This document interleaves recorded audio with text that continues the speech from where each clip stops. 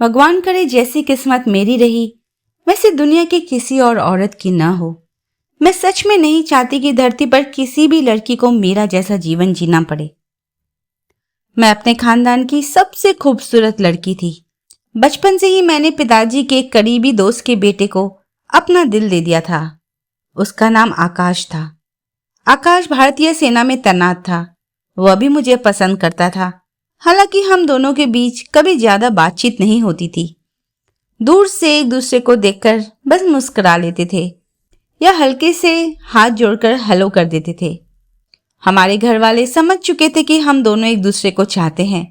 उस वक्त मेरे बाबूजी जिंदा नहीं थे, बस माँ ही मेरी इकलौती लाठी थी। लेकिन बाबूजी के उस दोस्त ने कभी हमें बेसहारा नहीं छोड़ा। उन्होंने दोस्ती का फर्ज निभाते हुए हर कदम पर हमारा साथ दिया। इसलिए दोनों परिवारों का एक दूसरे के घर आना जाना लगा रहता था। आकाश उनका इकलौता बेटा था। उनकी माँ बचपन में ही गुजर गई थी और उसके पिताजी अक्सर बीमार रहते थे। बचपन से ही आकाश का सपना देश की सेवा करने का था, इसलिए वह फौज में भर्ती हो गया। उत्तर प्रदेश के हमारे गांव का माहौल ही ऐसा था जहां देश के लिए कुर्बान होना ही सब जीवन का सबसे बड़ा धर्म मानते थे। हमारे गांव के कई जवान देश की रक्षा करते करते शहीद हुए थे।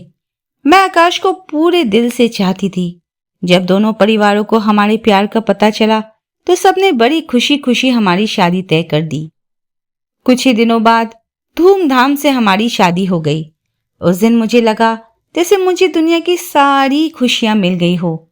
जिसे दिल से चाहा वही मेरा हमसफर बन गया था। इससे बढ़कर खुशी और क्या हो सकती थी। शादी के बाद गृहस्थी धीरे धीरे आगे बढ़ने लगी।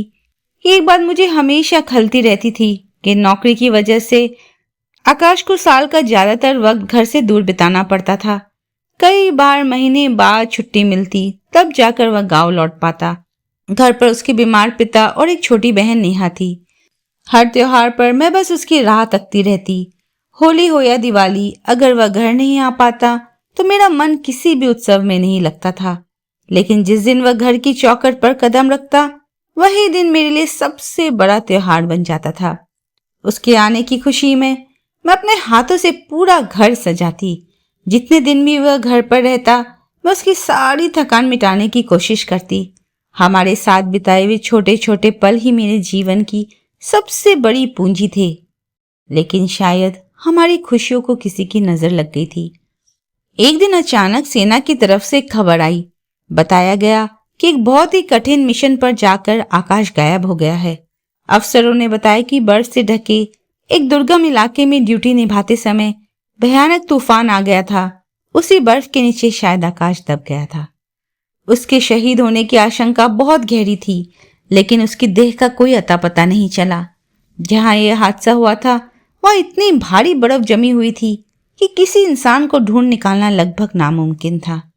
हमारे इलाके में इससे पहले भी कई फौजी जवान ऐसे ही लापता हुए थे, जो फिर कभी लौटकर नहीं आए। खबर सुनते ही लगा जैसे मेरे पैरों तले जमीन खिसक गई। हमारी शादी को सिर्फ एक ही साल हुआ था और उस एक साल में भी आकाश कुल जमा 3 बार ही घर आ पाया था। एक ही पल में मेरी पूरी दुनिया उजड़ गई। घर के सब लोग मुझे ढांढस बंधाने की कोशिश करते, लेकिन मेरे सीने के भीतर की तरफ को कोई समझ नहीं पा रहा था। आकाश के बाबूजी, जो पहले से बीमार रहते थे, बार बार एक ही बात रटते, कोई बस मुझे इतना बता दे कि मेरा बेटा सच में नहीं रहा या कहीं जिंदा है। अगर वह नहीं रहा तो हम कलेजे पर पत्थर रखकर सच स्वीकार कर लेंगे, और अगर जिंदा है तो पूरी जिंदगी उसकी राह तकेंगे। लेकिन फौज के अफसरों ने बड़े दुख के साथ यही कहा कि अगर वह जिंदा होता तो अब तक जरूर लौट आता। यह बात सुनकर हमारी आखिरी उम्मीद भी टूटकर बिखर गई। मेरी माँ बार बार मुझे अपने मायके लौट चलने को कहती, लेकिन मैं साफ मना कर देती। मैं कहती कि जब तक मेरे ससुराल का एक घर है, यही मेरा अपना घर है, मैं कहीं नहीं जाऊंगी। मैं अपने ससुर जी की सेवा करती, आकाश की बहन नेहा की देखरेख करती और पूरे घर गृहस्थी की जिम्मेदारी अपने कंधों पर उठा ली थी। वे लोग भी मुझे अपनी सगी बेटी की तरह ही मानते थे। कभी कभी ससुर जी भारी गले से कहते, बेटिया, अगर कभी लगे कि तुझे नए सिरे से अपनी जिंदगी शुरू करनी चाहिए तो हमारे चक्कर में अपनी उम्र मत खराब करना। हमारा तुमसे कोई शिकवा नहीं रहेगा। लेकिन मेरा दिल ये बात किसी कीमत पर मानने को तैयार ही नहीं होता था। मुझे अब भी भरोसा था कि एक न एक दिन आकाश जरूर लौट कर आएगा। इसी उम्मीद के सहारे दिन बीतने लगे। देखते ही देखते 5 लंबे साल गुजर गए, पर मेरे इंतजार का कोई अंत नहीं हुआ। फिर एक दिन मेरी माँ मुझे लेकर गांव की पंचायत में गई। वहां उन्होंने सबके सामने मेरी जिंदगी का पूरा हाल रख दिया। सब बातें सुनकर पंचायत के बड़े बुजुर्गों ने आपस में काफी देर तक विचार विमर्श किया। आखिर में एक पंच ने कहा कि अगर कोई इंसान इतने लंबे से लापता है और उसका कोई अता पता नहीं हो या उसके जिंदा होने का कोई सबूत ना मिले, तो इतने बरसों के इंतजार के बाद उसकी पत्नी चाहे तो अपनी नई जिंदगी की शुरुआत कर सकती है। इसमें कुछ भी गलत नहीं है। माँ की आंखों में तब आंसू आ गए। कांपती आवाज में बोली, तू मेरी इकलौती बिटिया है। तेरे बाबूजी आज इस दुनिया में नहीं है। मैंने उनसे वादा किया था कि तुझे हमेशा खुश रखूंगी। तूने जिसे दिल से चाहा, मैंने उसी से तेरी शादी करवाई। लेकिन पिछले 5 सालों से तुझे यूं अकेले तड़पते देखकर मेरा कलेजा फटा जाता है। कल को अगर मैं न रही तो तेरे सिर पर किसका हाथ होगा? माँ के आंसू देखकर मेरे भी आंसू फूट पड़े। फिर उन्होंने मेरे सिर पर हाथ रखकर मुझे अपनी कसम दे दी। उनके आगे मैं बेबस हो गई। मुंह से एक बोल न निकल सका। उस दिन ससुर जी ने भी भारी मन से कहा, बिटिया, शायद हमारे बेटे ने देश के लिए अपनी कुर्बानी दे दी है। अगर तू नया संसार बसाना चाहती है तो हमें कोई एतराज नहीं। तेरी भरी जवानी यूं ही घुट घुट कर बीत जाए, ये हम कभी नहीं चाहेंगे। उन दिनों मुझे अक्सर सपनों में आकाश दिखाई देते। लगता जैसे वह मुझसे कह रहे हो, मेरे लिए अपनी जिंदगी मत रोको। अगर मेरी किस्मत में होता तो मैं लौट आता, लेकिन अगर अब मेरा वापस आना मुमकिन नहीं तो तुम फिर से जीना सीखो। धीरे धीरे मैं भी इस कड़वे सच को कबूल करने लगी कि शायद आकाश अब कभी लौट कर नहीं आएगा। आकाश के चाचा का लड़का रोहित बचपन से ही उसका सबसे जिगरी यार था। उन दोनों की दोस्ती सगे भाइयों से भी बढ़कर थी।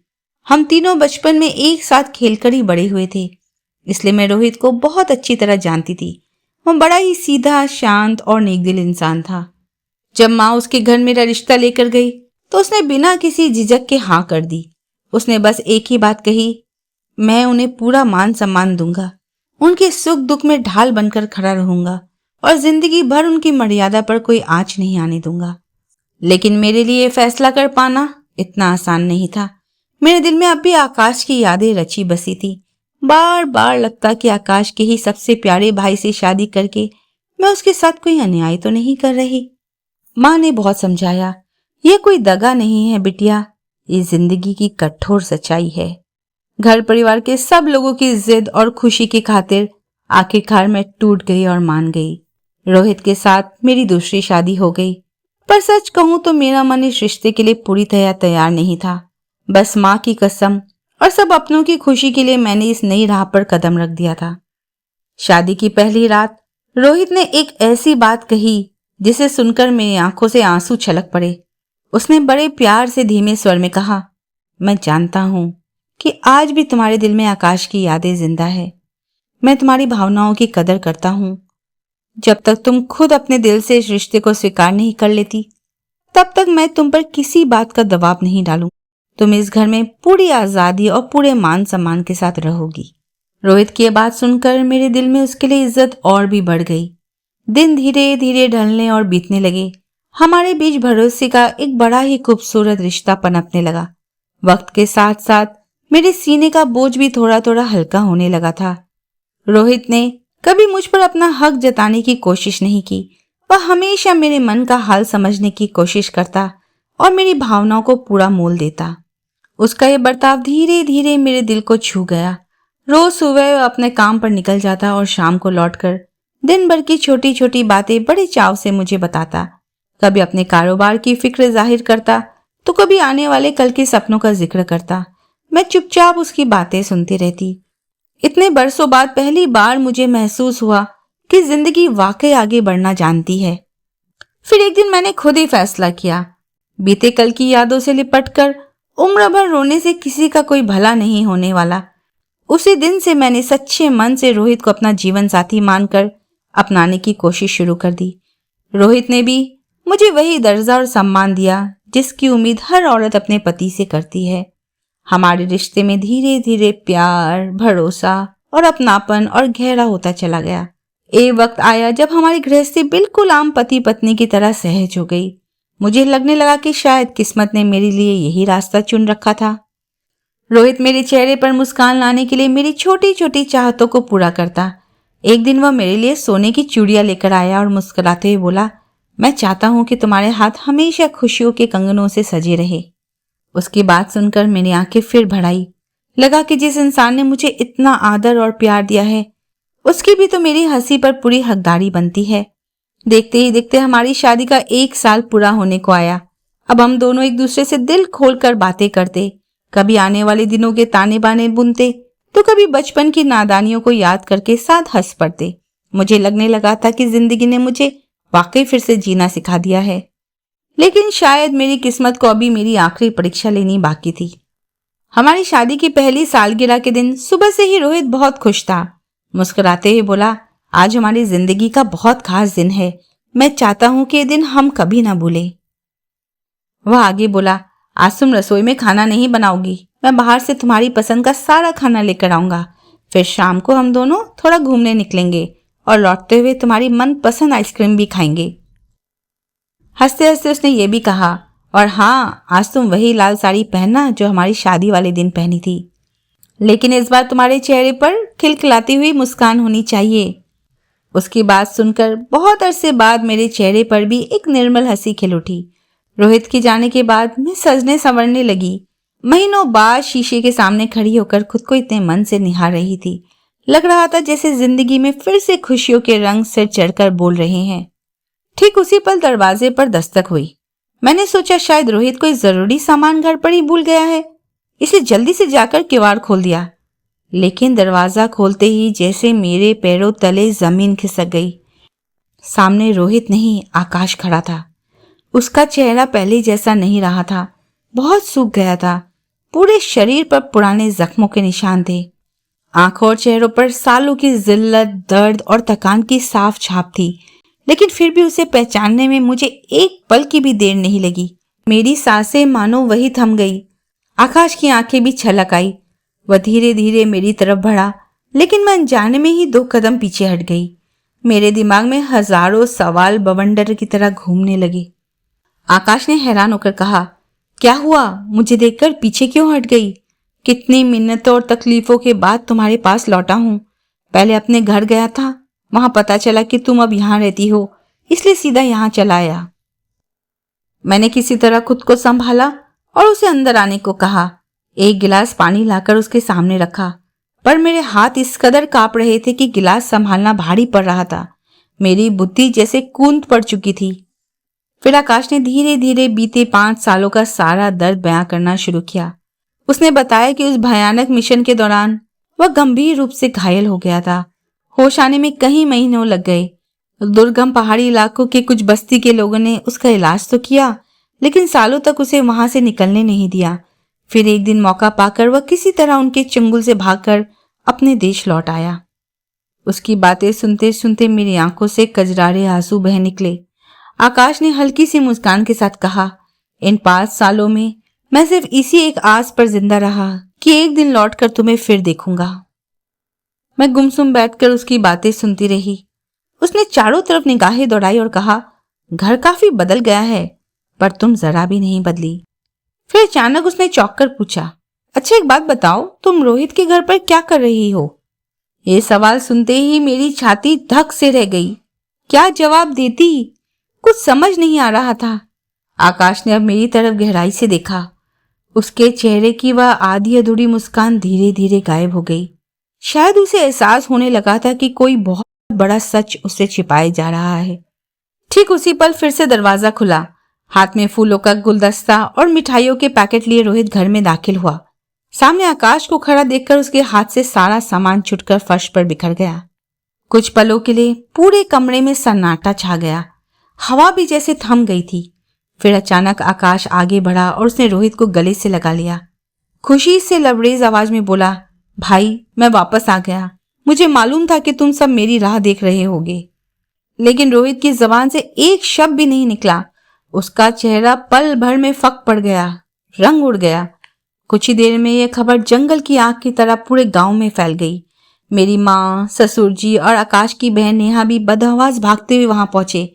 आकाश को जिंदा खड़ा देखकर सबकी आंखों में खुशी के आंसू भर आए।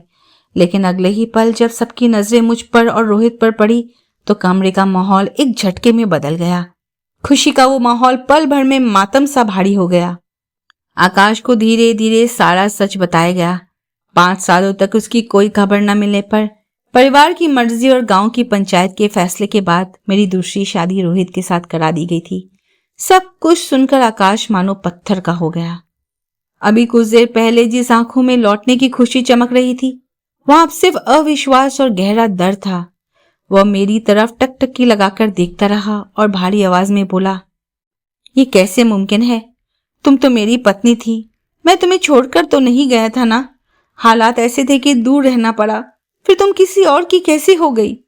मैं खुद को संभालने की कोशिश कर रही थी, पर गले से एक बोल भी नहीं फूट पा रहा था। तब ससुर जी आगे आए और उन्होंने फिर से उसे समझाया। बोले, बेटा, हमने 5 लंबे साल इंतजार किया, हर जगह ढूंढा, हर चौखट खटखटाई। आखिर में पंचायत की सलाह पर ही हमें एक कदम उठाना पड़ा। किसी ने अपनी मनमर्जी से ये नहीं किया। आकाश ने भरे गले से कहा, बस लौटने में देर क्या हो गई? मेरे सारे रिश्ते ही खत्म हो गए। मैं तो हर दिन इसी आस में अपनी सांसें खींच रहा था कि एक दिन अपने घर लौटूंगा। तभी गांव के कुछ बड़े बुजुर्ग भी वहां आ पहुंचे। उन्होंने दोनों पक्षों की बातें बड़े गौर से सुनी। मामला इतना उलझ चुका था कि किसी को समझ नहीं आ रहा था कि आखिर सही फैसला क्या होना चाहिए। मैं कोने में खड़ी सब देख रही थी। लग रहा था जैसे मेरी जिंदगी की नुमाइश लगी हो, न्याय सभा बैठी हो, लेकिन उस फैसले में मेरी अपनी आवाज की कोई कीमत ही नहीं थी। तभी एक बुजुर्ग पंच ने अपनी राय रखी। उनकी बात सुनकर वहां खड़े सब लोग सोच में पड़ गए। आकाश की आंखों में फिर से उम्मीद की एक किरण कौंध उठी, जबकि रोहित के चेहरे पर शिकन और चिंता की लकीरें गहरी हो गई। मैं बस एक ही बात सोचे जा रही थी, मेरी जिंदगी का फैसला सब मिलकर कर रहे हैं, पर मेरी खुद की मर्जी क्या है, ये पूछने की जहमत कोई क्यों नहीं उठा रहा। ठीक तभी आकाश मेरे सामने आकर खड़ा हो गया। वह धीमी पर सख्त लहजे में बोला, जो हुआ सो हालात की वजह से हुआ, लेकिन अब मैं वापस आ गया हूं। मैं चाहता हूं कि हम फिर से अपना संसार बसाए। रोहित भी अब खामोश नहीं रहा। वह बुलंद और सख्त आवाज में बोला, पिछले 1 साल से हम पति पत्नी की तरह इज्जत, भरोसे और प्यार के साथ रहे हैं। मैं इसे इस तरह अकेले बेसहारा नहीं छोड़ सकता। दोनों की बातें सुनकर मेरी छाती फटने को हो गई। लग रहा था जैसे मैं कोई हार्ड मांस की इंसान ही नहीं हूं, बस एक बेजान फैसला बनकर रह गई हूं। चारों तरफ खड़े लोग अपने अपनी राय थोप रहे थे, पर मेरे दिल की बात सुनने या पूछने वाला कोई नहीं था। आखिरकार गांव के बड़े बुजुर्गों के हुक्म के आगे सबको झुकना पड़ा और मुझे आकाश के साथ उसके घर वापस जाना पड़ा। मैं कदम तो आगे बढ़ा रही थी, पर ऐसा लग रहा था जैसे मेरा कलेजा पीछे ही छूट गया हो। किसे सही कहूं, किसे गलत, कुछ समझ नहीं आ रहा था। इस पूरे खेल में मेरी अपनी पसंद नापसंद की कोई औकात ही नहीं थी, पर फिर भी इस फैसले की सबसे बड़ी कीमत मुझे ही चुकानी पड़ रही थी। पूरे रास्ते आकाश एक शब्द भी नहीं बोला। शायद उसके दिमाग में भी सवालात का तूफान चल रहा था। घर पहुंचकर उसने बस इतना ही कहा, जो बीत गया उसे भूलने की कोशिश करो। मैं वापस आ गया हूं, अब हम नए सिरे से अपनी गृहस्थी संभालेंगे। मैंने उसकी तरफ देखा, पर मुंह से कोई बोली नहीं निकली। मेरे मन में एक तरफ रोहित के साथ बिताए उस 1 साल की मीठी यादें थी, तो दूसरी तरफ आकाश के लिए वही पुराना प्यार। दोनों ही एक साथ सुलग रहे थे। उस रात आकाश ने हमारे रिश्ते में फिर से वही पुरानी गर्माहट लानी चाहिए, पर मेरा शरीर और मन पत्थर हो चुके थे। मेरी झिझक देखकर वह कुछ देर गुमसुम बैठा रहा, फिर भारी आवाज में बोला, मैं समझ सकता हूँ कि सब एकदम से स्वीकार करना तुम्हारे लिए आसान नहीं है, पर मुझे भी समझो। इतने बरसों तक मैं सिर्फ इसी एक आस के सहारे घिसट घिसट कर जिंदा रहा कि एक दिन अपने घर लौटूंगा। उसकी बात सुनकर मेरी आंखें फिर भर आई। मैंने मन ही मन खुद को समझाया कि जब अब यही फैसला हो चुका है तो शायद इसी कड़वे सच को घुट घुट कर पीकर आगे बढ़ना होगा। दिन बीतते गए, पर मुझे साफ दिखने लगा कि आकाश अब वो पुराना आकाश नहीं रहा था। उसके चेहरे की वो बेफिक्र खिलखिलाती मुस्कान न जाने कहाँ खो गई थी। वह पहले से बहुत ज्यादा खामोश और चिड़चिड़ा हो गया था। शायद सालों तक मौत के साए और जुल्म और सितम के बीच रहने की वजह से उसके मन पर गहरे जख्म बन चुके थे। छोटी छोटी बातों पर उसका पारा चढ़ जाता या फिर बिना किसी बात के घंटों एकटक शून्य में ताकता रहता। मैं उसका दर्द समझ सकती थी, इसलिए कभी उससे जुबान नहीं लड़ाती थी। उधर रोहित बार बार मुझसे संपर्क करने की कोशिश कर रहा था, मुझे फोन मिलाया करता था, लेकिन एक दिन आकाश ने गुस्से में आकर मेरा फोन उठाकर जमीन पर पटक दिया और चकनाचूर कर दिया। लाल पीली आंखों से चीखते हुए बोला, अब बस, अब उस पुराने रिश्ते को मुर्दे की तरह सीने से लगाने की कोशिश मत करो।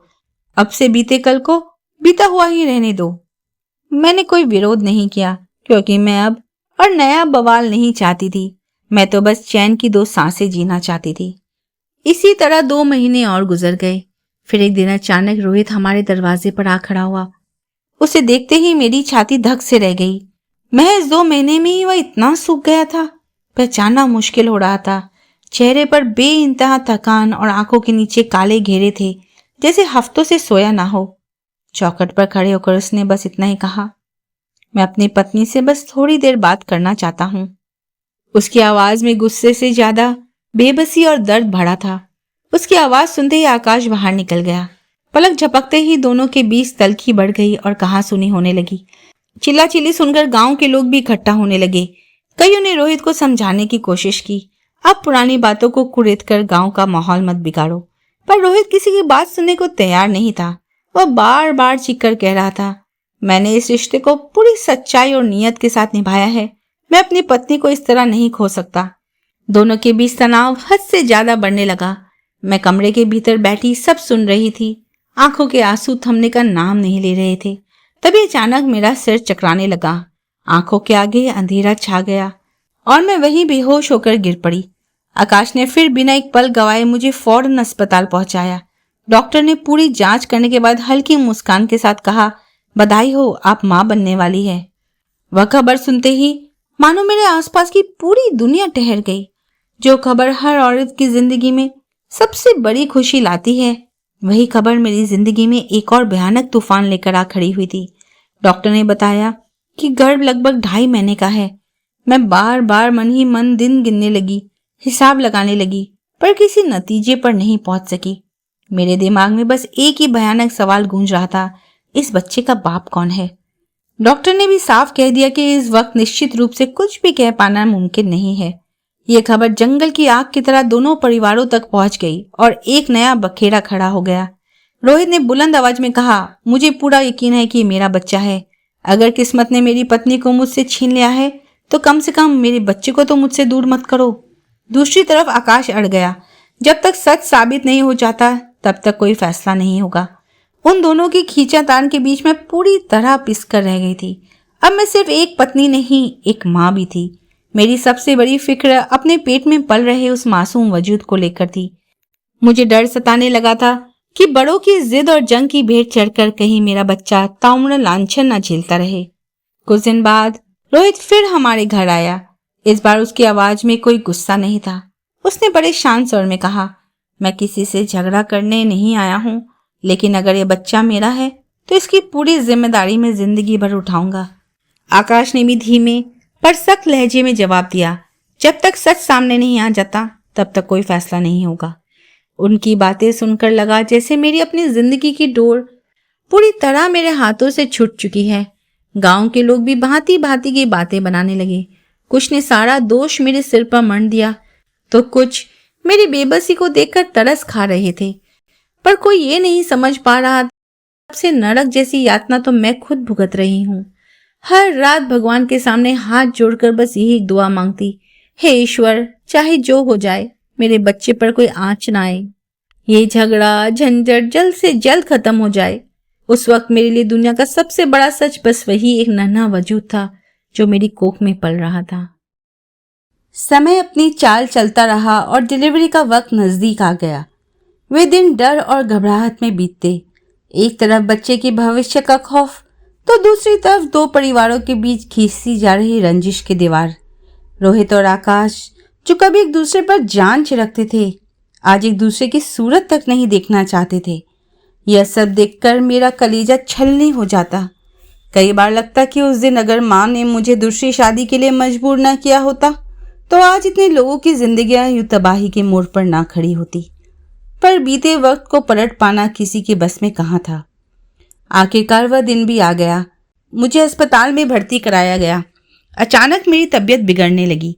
सारी जांच पड़ताल के बाद डॉक्टर ने कहा कि माँ और बच्चा दोनों की सलामती के लिए अभी के अभी सिजेरियन करना पड़ेगा। कुछ देर बाद ऑपरेशन सही सलामत हो गया और मेरी गोद में एक चांद सा बेटा आ गया। अपने बच्चे को पहली बार सीने से लगाया तो आंखें छलक आई। वह मेरे लिए दुनिया का सबसे सुंदर फूल था। डॉक्टरों ने आवश्यक जांचें पूरी की और शाम ढलते ढलते डीएनए रिपोर्ट हाथ में आ गई। लिफाफा खोलते ही डॉक्टर ने साफ साफ शब्दों में मुहर लगा दी, बच्चे के जैविक पिता रोहित ही है।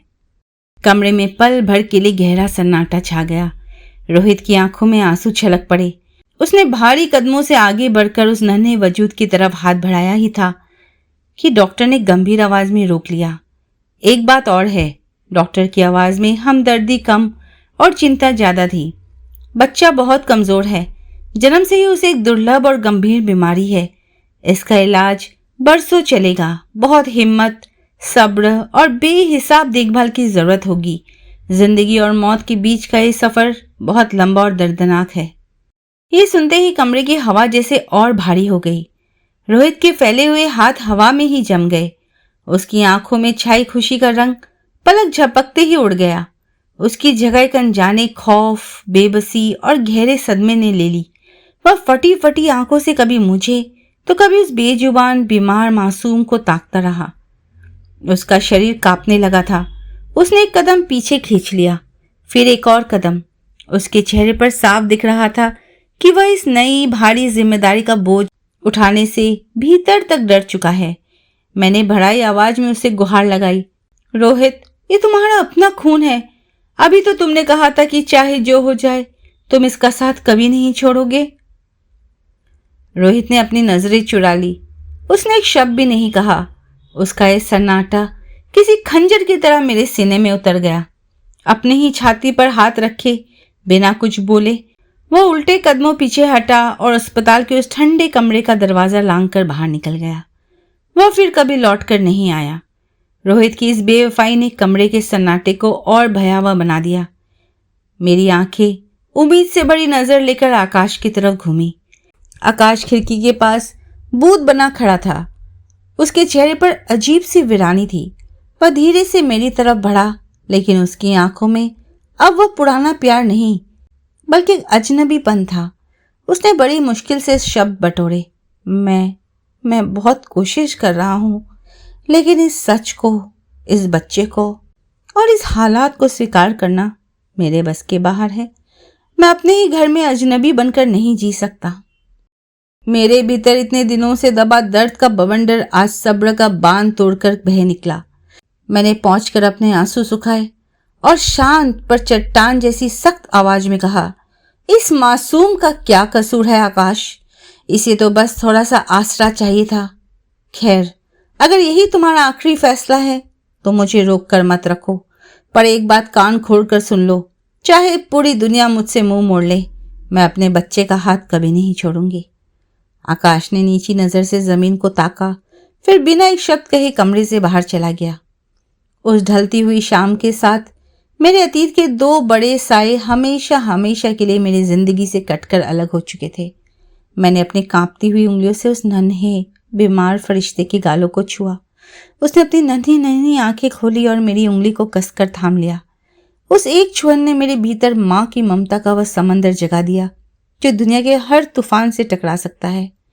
उसी पल मैंने अपने दिल में अटूट कसम खाई, अब मुझे किसी सहारे की जरूरत नहीं। मैं अपने बेटे की माँ भी बनूंगी और उसका बाप भी। मैं अपने दूध मुहे बच्चे को गोद में समेटकर मायके लौट आई। माँ खुद को माफ नहीं कर पा रही थी।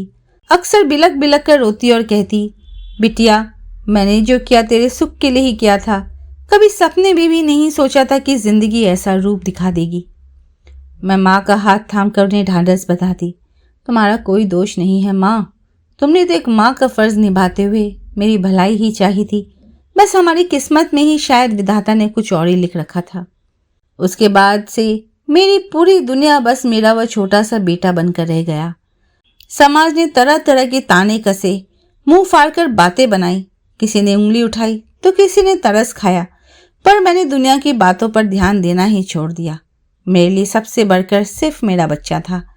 डॉक्टरों ने बताया था कि बीमारी गंभीर जरूर है और लंबा इलाज चलेगा, पर अगर सही देखभाल, वक्त पर दवा और भरपूर प्यार मिले तो वो आम बच्चों की तरह सामान्य जिंदगी जी सकता है। उसी दिन मैंने अपने दिल में एक अटूट कसम खाई थी, चाहे जितनी भी आंधी आए, मैं अपने बच्चे का हाथ कभी नहीं छोड़ूंगी। उसकी हर जरूरत के आगे ढाल बनकर खड़ी रहूंगी। उसे कभी इस बात का एहसास नहीं होने दूंगी कि इस बड़ी सी दुनिया में वह अकेला है।